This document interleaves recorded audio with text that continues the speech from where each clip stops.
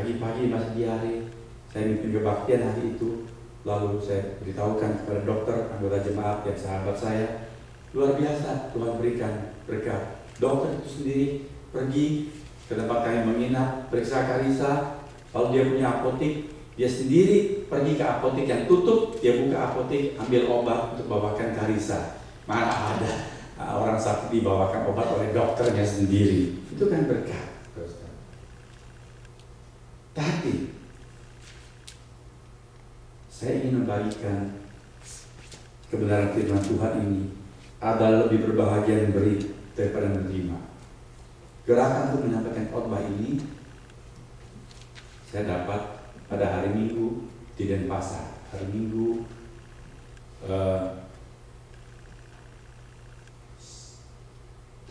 bulan Juli terakhir, ya, sebelum tanggal 1 Agustus. Waktu itu saya ditanya sama salah seorang anggota yang dulu di Manado, dia sudah jadi dokter di Bali. Waktu di mana Pak Pendeta? Dan saya bilang, gereja apa saja yang dekat sini? Kalau disebutkan berapa gereja, saya pilih satu gereja, GKMI, Gereja Kristen Mulia Indonesia, karena saya cukup kenal dengan denominasi tersebut. Saya kenal tokoh-tokohnya, jadi saya pikir saya mau ke gereja tersebut. Kami datang sekeluarga bersama dengan teman itu. Kami masuk, kebaktian baru saja mulai karena taksi terlambat jemput kami. Begitu saya duduk, ada orang panggil dari belakang, Pak Hengki, dia panggil, bukan gak pakai panggil, Hengki. Wah, saya nggak sangka bisa bertemu dengan seseorang yang kenal saya sudah. Saya balik, saya lihat dia, saya sudah pangling lupa. Siapa ini? Saya tanya, maaf, siapa ya? Saya lupa ini. Lalu diberitahukan, Ida yang mana? Saya punya beberapa Ida, berapa teman. Ida yang, lalu dia sebut beberapa. Oh, saya langsung ingat, Ida anak Semarang. Sudah 40 tahun yang lalu bertemu saudara-saudara. Dia masih ingat saya. Betul-betul dunia ini sempit sekali. Saya nggak sangka. Temu Ida sudah menikah dengan seorang pendeta. Pendeta itu gembala sidang jemaat yang saya datang berbakti. Kalau dia bilang, itu seorang lagi yang saya kenal, yang sudah jumpa 40 tahun lalu ketika belum berangkat sekolah teologi, bersama-sama dengan dia, saya pergi misi pekabaran Injil ke sebuah kota kecil di sekitar Gunung Muria, kota Jepara. 40 tahun tidak bertemu di sini. Suaminya adalah seorang dokter. Oke, yang saya mau ceritakan adalah tentang Ida ini. Waktu selesai kebaktian, dia keluar jabat tangan dengan saya bersama dengan seorang anak yang tingginya kurang lebih setinggi selim, begitu. Dan waktu saya lihat, anak itu jelas wajahnya mongoloid. Dia anak yang terkebelakang, cacat otak, mungkin Brain syndrome atau sejenis itu. Wah, saya kesian. Saya pikir itu anak Ida. Dan memang ternyata anaknya, tapi bukan anak kandung Ida. Karena Ida tidak punya anak. Belakangan dia beritahukan tentang Desi, anak tersebut.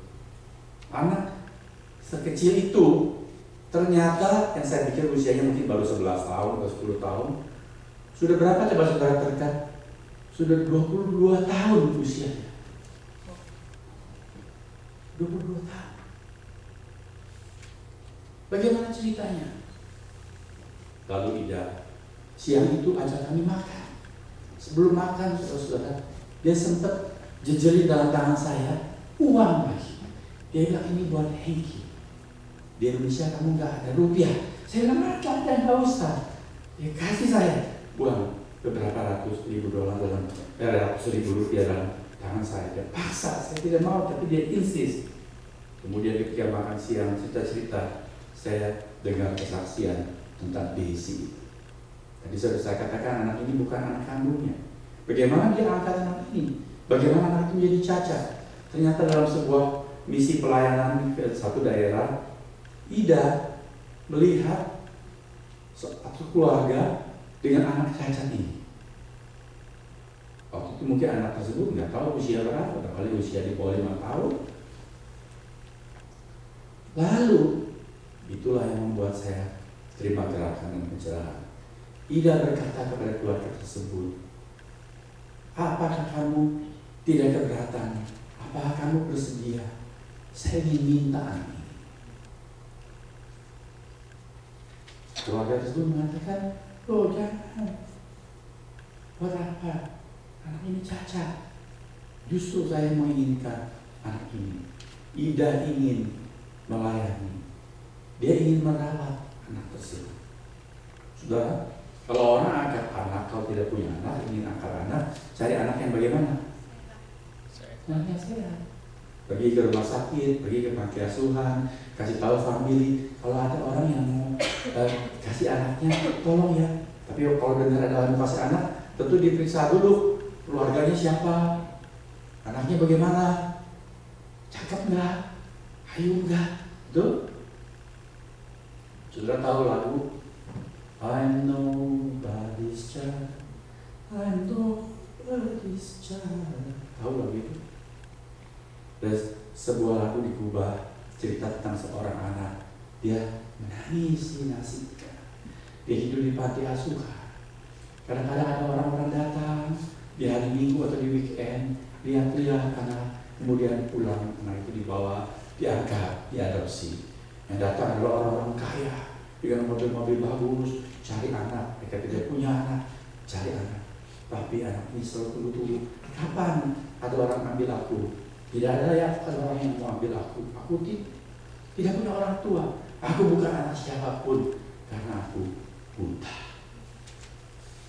Lagu itu menciptakan seorang anak buta. Tidak ada orang yang menginginkan dia. Ida mengangkat anak seorang anak yang cacat. Dia ingin merawat anak tersebut. Dan saya melihat dia begitu mengasihi anak ini. Ketika kami menumpang di mobilnya, dia bilang, sorry ya, ini belum dibuang, tapi belum saya bersihkan. Ada bekas muntahan Desi. Dia merawat anak tersebut. Dia pikirkan, dia telepon rumah, anak sudah makan belum? Desi sudah makan belum? Dia perhatikan. Ketika kami bertanya kesaksiannya, dia berkata, lebih baik menolong daripada ditolong.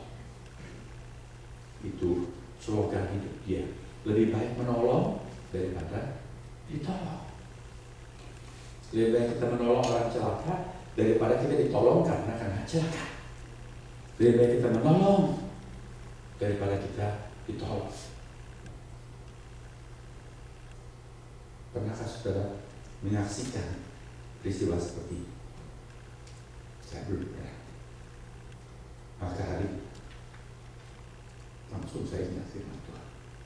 Lebih berbahagia memberi daripada menerima. Lebih baik, lebih berkat memberi apapun saja yang baik daripada kita menerima. Apakah ini konsep umum? No. Dari contoh kesaksian Ida tadi, saudara lihat ini tidak umum. Yang umum adalah, dapat berkat anak yang bagus, kalau angkat anak yang cakep, anak yang pintar. Siapa mau anak yang cacat? Kalau Tuhan Yesus mengatakan adalah lebih berbahagia memberi daripada menerima, tentu pastilah benar adanya bahwa memang lebih berkat memberi daripada menerima.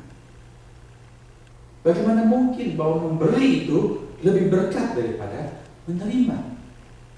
Bagaimana bisa terjadi? Mengapa bisa begitu, saudara-saudara?